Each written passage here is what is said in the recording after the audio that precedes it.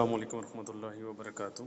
जी grade 11 students जो कि कल आपका फ़ाइनल पेपर है, उस हवाले से कुछ इम्पोर्टेंट चीज़ें नोट कर लें कि चैप्टर वाइज जो आपकी मार्क्स डिस्ट्रीब्यूशन है वो ऑलरेडी आपके साथ शेयर की गई थी। तो अभी इसमें आपका यूनिट वाइज यहाँ पे आपके सामने शो हो रहा है कि चैप्टर नंबर 1 में से 10 मार्क्स का, 2 में से 22, 3 में से 23, 4 में से 22 और इसी तरह 5 में से 18, 6 में से 18, 7 में से 22 और यूनिट नंबर 8 में से भी 22 और 9 में से 23 मार्क्स का पेपर एक्सपेक्टेड है। तो अब यहाँ पे बेसिकली तो आपका चॉइस भी होती है, तो ये पूरे पेपर का ओवरऑल रिव्यू बनाया गया है कि टोटल आपका 180 मार्क्स का जो पेपर बनेगा, क्योंकि आपका हर क्वेश्चन में ही चॉइस है सिवाय एमसीक्यूज़ के, तो वो 20 मार्क्स हैं। बाकी आपका जो 80 मार्क्स का पेपर है, तो 80 मार्क्स की चॉइस के साथ ये सारी स्कीम आपके साथ शेयर की जा रही है। तो अब यूनिट वाइज भी हम देख लेते हैं कि आपके इम्पोर्टेंट जो क्वेश्चंस हैं हर यूनिट में से वो कौन कौन से एक्सपेक्टेड हैं। तो सबसे पहले जो यूनिट नंबर 1 और 5 की अगर हम बात करें, तो इसमें आपका जो चैप्टर नंबर 1 है, इसमें दो एक्सरसाइजेज आपकी इम्पोर्टेंट है, एक्सरसाइज 1.3 और 1.4। तो 1.3 की जो आपके क्वेश्चंस हैं, कंप्लीटिंग स्क्वायर मेथड और फैक्टराइजेशन, ये आपके इम्पोर्टेंट है क्वेश्चन नंबर 1 और 2। बाकी आपके इसमें जो साइमल्टेनियस इक्वेशंस हैं वो भी आखिरी सवाल आपके सामने लिखा हुआ नज़र आ रहा है, तो ये भी आपका चांस है कि साइमल्टेनियस इक्वेशंस आ सकते हैं। वैसे तो ये मैट्रिक क्लास में भी अब शामिल हो गया और मैट्रिक क्लास के एनुअल पेपर में भी आया हुआ था, तो चांस है कि आपके लेवल पे हो सकता है ये ना पूछे जाए, लेकिन बहरहाल फिर भी आप इसको एक मरतबा प्रैक्टिस कर लें।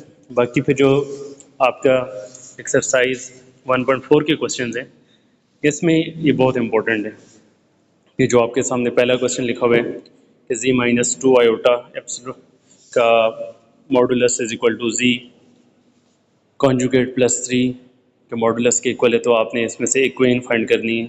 इसी तरीके से जो क्वेश्चन नंबर 4 का पार्ट 1 आपके सामने लिखा हुआ नज़र आ रहा है कि अगर z x plus y iota के इक्वल है, तो then argument of z-1 upon z plus 1 equal to π/2 से आपने z को x प्लस आयोटा वाई लिख कर देन इसको रेशनलाइज करके आर्गूमेंट फाइंड करने के बाद फाइनली आपने प्रूफ करना है x square plus y square equal to 1। और इसी तरीके से z multiplied by z conjugate equal है 4 into absolute value of e iota theta. तो इस तरह के सवाल आपके चांसेस हैं कि पेपर में आ सकते हैं और ये इंपॉर्टेंट है, इनको आपने अच्छी तरीके से प्रिपेयर कर लेना है। इसी तरह जो चैप्टर नंबर 5 है, उसमें भी आपका चैप्टर नंबर 5 ओवरऑल बहुत आसान चैप्टर कंसिडर होता है, तो इसमें भी हमने वेटेज देखी है कि ये आसान सा चैप्टर देखें आपके सामने 18 मार्क्स की वेटेज है, दो शॉर्ट क्वेश्चंस हैं, एक लॉन्ग क्वेश्चन है, दो एमसीक्यूज़ हैं। तो इस आसान तरीन चैप्टर में से आप 18 मार्क्स जो वो हासिल कर सकते हैं। तो उसके लिए आप इसका तो ओवरऑल वैसे सारा ही प्रिपेयर कर लें, लेकिन उससे में भी मेन जो उसकी फैक्टराइजेशन है और इसके अलावा जो सिंथेटिक डिवीजन है और इसके अलावा वर्ड प्रॉब्लम्स हैं, जिसमें से एक वर्ड प्रॉब्लम ये क्वेश्चन नंबर 5 के फर्स्ट पार्ट की सूरत में आपके सामने लिखा हुआ है। तो आपको वर्ड प्रॉब्लम से मैथमेटिकल फॉर्म ट्रांसफॉर्म करनी आनी चाहिए। आगे तो पैटर्न फिर वही है कि आपने उसके 3 रूट्स फाइंड करने होते हैं और सिंथेटिक डिवीजन से आपने उसको किस तरह से सिंप्लीफाई करना होता है। तो ये चैप्टर नंबर 1 और चैप्टर नंबर 5 के इम्पोर्टेंट क्वेश्चंस आपके सामने आ चुके हैं। इसी तरीके से नेक्स्ट जो अभी आपके सामने मैं चैप्टर शेयर कर रहा हूँ वो चैप्टर नंबर 4 है, अरिथमेटिक सीक्वेंस एंड प्रोग्रेशन। इसमें भी आपका अगर ओवरऑल देखा जाए तो एक बड़ा इम्पोर्टेंट चैप्टर है और इसमें कुछ क्वेश्चंस आपके सामने मैंने शेयर कर दिए। जैसे पहला सवाल है, उसमें आपने अरिथमेटिक सीक्वेंस की 5th टर्म गिवन है 15, 12th टर्म गिवन है 50 और आपने उसकी फर्स्ट टर्म और कॉमन डिफरेंस फाइंड करने a1 और d की वैल्यू आपने फाइंड करनी है। इसी तरीके से फिर हार्मोनिक सीक्वेंस के क्वेश्चंस पास्ट पेपर में भी आ चुके हैं, इंपॉर्टेंट क्वेश्चंस हैं कि आपने अगर 4th टर्म उसकी गिवन है, 9th टर्म गिवन है, तो हार्मोनिक सीक्वेंस क्या होगा, तो आपने जाहिर बात है इसको कन्वर्ट करके अरिथमेटिक में फिर आपने फाइंड करना होगा। इसी तरीके से इसके वर्ड प्रॉब्लम्स जो हैं वो ज्योमेट्रिक सीक्वेंस के, ये इंपॉर्टेंट है। और जो लास्ट क्वेश्चन अरिथमेटिक और ज्योमेट्रिक सीरीज़ है, ये फर्स्ट एनुअल और सेकंड एनुअल दोनों में एज ए लॉन्ग क्वेश्चन के तौर पे आ चुका है, तो बहुत इंपॉर्टेंट क्वेश्चन है, इसको भी आपने अच्छे तरीके से देख लेना। तो ये इंपॉर्टेंट क्वेश्चन हैं from chapter number 4 arithmetic sequence and progression. इसी तरीके से चैप्टर नंबर 6 की अगर हम बात करें तो उसके कुछ क्वेश्चंस आपके सामने मैंने शेयर किए हैं। एन की वैल्यू आपने फाइंड करनी है, अगर NP5 इक्वल है 56 NP3 के। इसी तरीके से NP4 रेशो N+1P4 अगर इक्वल है 1:3 के, तो आपने इनकी वैल्यू फाइंड करनी है। इसी तरीके से वेरीफाई करना है NCR प्लस N-1CR, ये इसमें वो नीचे CR नहीं लिखा हुआ, वो इसमें आप ऐड कर लीजिएगा, इक्वल है N+1CR के, इसको आपने प्रूफ करना है। इसी तरीके से N-1CR प्लस N-1CR R-1 को आपने इक्वल प्रूफ करना है NCR के। तो ये आपके इम्पोर्टेंट क्वेश्चन जो यहाँ पे शेयर हुए हैं। इसी तरीके से वर्ड प्रॉब्लम्स हैं, और लास्ट के जो 3 वर्ड प्रॉब्लम्स हैं ये आपके एज ए लॉन्ग क्वेश्चन के तौर पर पास्ट पेपर में भी आ चुके हैं, और इससे से रिलेटेड क्वेश्चन अभी भी आपका एक्सपेक्टेड है कि पेपर में आ जाएगा। तो इनको आपने अच्छे तरीके से एक मरतबा गो थ्रू कर लेना है। नेक्स्ट अगर हम चैप्टर नंबर 2 की बात करें, मैट्रिसेस हैं और डिटरमिनेंट, तो इसके जो कुछ इंपॉर्टेंट क्वेश्चंस हैं वो आपके सामने शेयर हैं, कि जिसमें आपने रैंक फाइंड करना है या विदाउट एक्सपेंशन जो प्रूव्स वाले क्वेश्चंस हैं ये। और लॉन्ग में अगर आप देख लें तो गॉस एलिमिनेशन मेथड इंपॉर्टेंट है, और सिस्टम ऑफ इक्वेशंस गिवन है तो उसको आपने सॉल्व करना है। मैट्रिक्स इन्वर्जन मेथड भी इस मरतबा आ सकता है, उसको भी आपने अच्छे तरीके से देख लेना है। इसी तरीके से इन्वर्स फाइंड करना बाय रो ऑपरेशन, और ये आपके पास मतलब शॉर्ट और लॉन्ग क्वेश्चंस का एक मिक्सचर यहाँ पे एज ए 4 क्वेश्चंस की सूरत में गिवन है।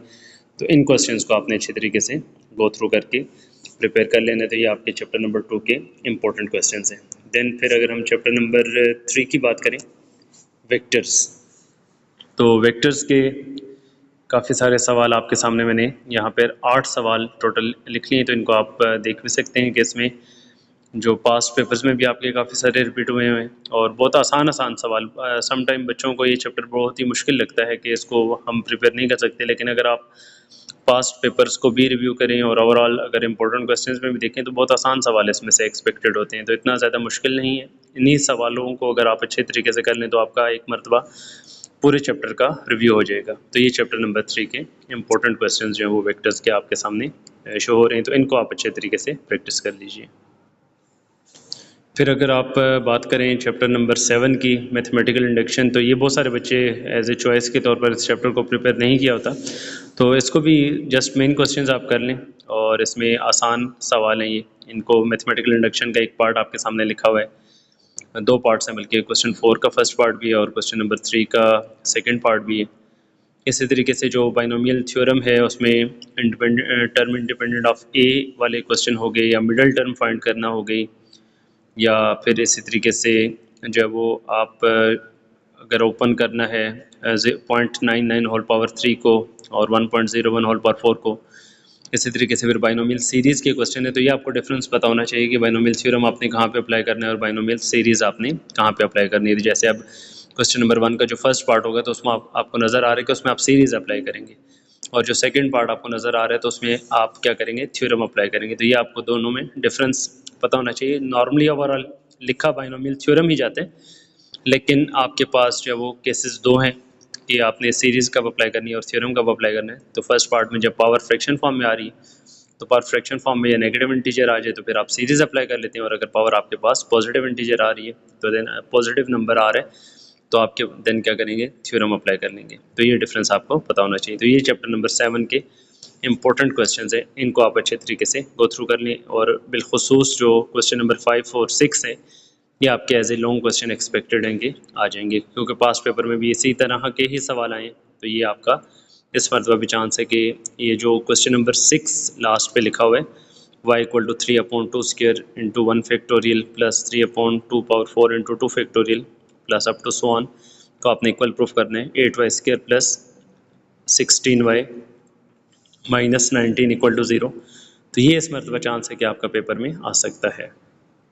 देन फिर अगर हम बात करें ट्रिग्नोमेट्री की, तो आपको पता है कि तकरीबन 40% पेपर आपका एक्सपेक्टेड है आखिरी 2 चैप्टर्स में से। जो आपके 2 चैप्टर्स हैं, चैप्टर नंबर 8 और chapter number 9 fundamentals of trigonometry. तो इन 2 चैप्टर्स को आप अच्छे तरीके से कर लें, क्योंकि आपका 40% पेपर इन 2 चैप्टर्स में से ही सॉल्व हो जाएगा। और इसमें भी कुछ इंपॉर्टेंट टॉपिक्स हैं जो 10 क्वेश्चंस की फॉर्म में आपके सामने शेयर किए जा रहे हैं। तो इसमें पहले क्वेश्चन में आप अलाइड एंगल्स का कॉन्सेप्ट अप्लाई करेंगे, और इसी तरीके से इसी का जो सेकंड पार्ट है उसमें सम और डिफरेंस से प्रोडक्ट वाले जो फार्मूलाज हैं उनको यूज़ कर लेंगे। Sine p minus sine q पे फार्मूला लगा लेंगे और डिनोमिनेटर में sine p plus sine q का फार्मूला अप्लाई कर लेंगे। इसी तरीके से जो सेकंड में आपने प्रूफ करना है, sine pi by 9 multiply by sine 2 pi by 9 sine 3 pi by 9 sine 4 pi by 9, ये आपके 8.3 के आखिरी क्वेश्चन का पार्ट है। तो इससे रिलेटेड एग्जाम्पल को भी आपने अच्छे तरीके से देख लेना है। 8.3 से पहले जो एक एग्जाम्पल है वो भी बहुत इंपॉर्टेंट है, उसको भी आपने देख लेना है। तो इसमें आपने प्रोडक्ट से सम और डिफरेंस के फार्मूलाज को अप्लाई करते हुए प्रूफ करना है। इसी तरीके से फिर अगर हम बात करें डबल एंगल आइडेंटिटीज़ और हाफ एंगल आइडेंटिटीज़ की, तो एक कोई वैल्यू गिवन हो सकती है, देन आपको बाकी वैल्यूज़ फाइंड करने के लिए आ सकती हैं। इसी तरीके से 8.2 के आइडेंटिटीज़ में से ये 8 साइंस के नहीं बल्कि ये 8 साइन पावर 4 थीटा है, इसको आपने इक्वल प्रूफ करना है 3 plus cos 4 theta minus 4 cos 2 theta के। इसी तरीके से फिर cot alpha by 2 plus cot beta by 2 plus cot gamma by 2 को इक्वल प्रूफ करना है, ये भी 8.1 का आपका प्रूफ है। देन आगे आपका जो है वो फंडामेंटल ऑफ ट्रिग्नोमेट्री, ये बहुत इंपॉर्टेंट है।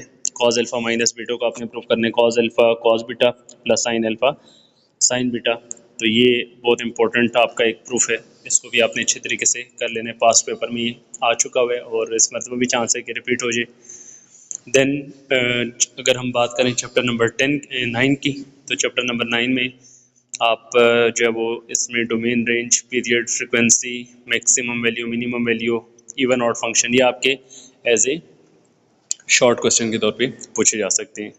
जबकि जो ग्राफ है वो भी आपका एज ए शॉर्ट क्वेश्चन आ सकता है, लेकिन ग्राफ वाला सवाल आपका एज ए लॉन्ग क्वेश्चन भी आ सकता है। इसमें एक वो ऐड में नहीं कर सका जो आपके चैप्टर नंबर 9 का लॉन्ग क्वेश्चन है फेरिस व्हील वाला, या उससे पहले जो एग्जांपल्स आपकी गिवन है, तो इनको भी आपने अच्छे तरीके से गो थ्रू कर लेना है। तो ये चैप्टर भी आपका एक्सपेक्टेड है कि एज ए लॉन्ग क्वेश्चन के तौर पर आ सकते हैं। तो ये कुछ इम्पोर्टेंट क्वेश्चंस थे जो ऑलरेडी इंडिविजुअल लेवल पे आपको शेयर किए गए थे हर चैप्टर के।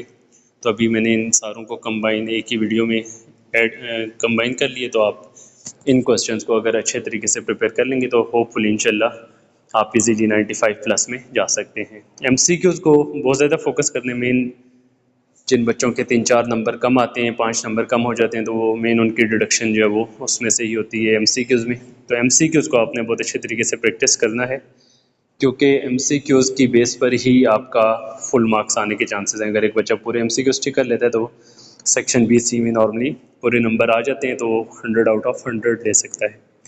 तो एमसीक्यूज़ की आपने प्रैक्टिस भी काफ़ी ज़्यादा करनी है, और दूसरा इसके अलावा आपने टाइम मैनेजमेंट का बहुत ज़्यादा ख्याल रखना है कि अक्सर स्टूडेंट्स टाइम मैनेजमेंट का प्रॉब्लम डिस्कस करते हैं कि वो टाइम उनसे मैनेज नहीं हो सका। तो इसलिए 25 मिनट में आप आपने 20 एमसीक्यूज़ करने हैं, तो आपने उसी हिसाब से अपने टाइम को एडजस्ट करना होगा। तो ये आपका चैप्टर ग्रेड 11 का एक ओवरव्यू मैंने दे दिया है कि पेपर आपका कल किस तरह से और किस तरह के क्वेश्चंस एक्सपेक्टेड हैं। तो अच्छी तैयारी करें। Best wishes. अल्लाह ताला आप तमाम स्टूडेंट्स को अपने हिफ्ज़-ओ-मान में रखे, और आपकी जो मेहनतें हैं अल्लाह ताला इंशाल्लाह उसका आपको बेहतरीन फल अता फरमाए। जज़ाकल्लाहु खैरन, जज़ाकुमुल्लाहु खैरन व अहसनल जज़ा।